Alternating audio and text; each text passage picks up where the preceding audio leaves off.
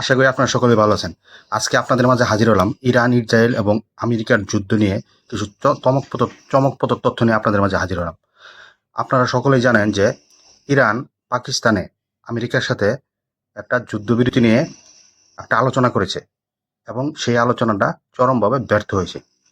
যার ফলে আমেরিকার প্রেসিডেন্ট ডোনাল্ড ট্রাম্প ইরানকে চরম হুঁশিয়ারি দিয়েছে এবং বলছে যদি তারা চুক্তিতে না আসে তাহলে তাদের উপর ভয়ঙ্কর থেকে ভয়ঙ্কর অ্যাটাক চালাবে।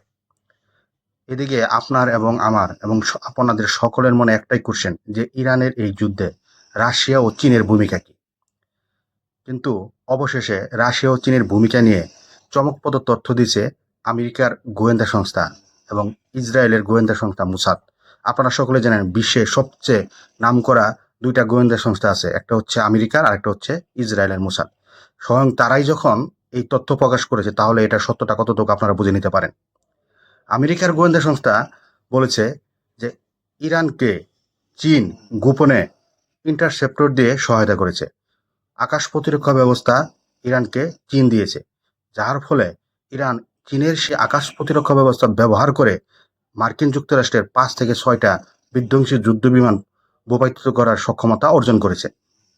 এখন বোঝা গেল যে চীন এই যুদ্ধে কতটা গুরুত্বপূর্ণ ভূমিকা পালন করছে ইরানের জন্য এবং এই চীন যে ইরানকে সহযোগিতা করেছে তার পরিপ্রেক্ষিতে ডোনাল্ড ট্রাম্প চীনকে চরম হুঁশিয়ারি দিয়েছে এবং বলেছে চীন যদি এই সহায়তা বন্ধ না করে তাহলে চীনের জন্য সামনে কঠিন বিপদ অপেক্ষা করছে। অন্যদিকে রাশিয়া চীনকে তাদের স্যাটেলাইট ইমেজ এবং গোয়েন্দা তথ্য দিয়ে সহায়তা করছে এবং ইরানকে নির্ভুল টার্গেটে তাদের মিসাইল হিট করার জন্য যে স্বয়ংক্রিয় তথ্য প্রযুক্তি দরকার সব কিছুই রাশিয়া ইরানকে প্রোভাইড করতেছে।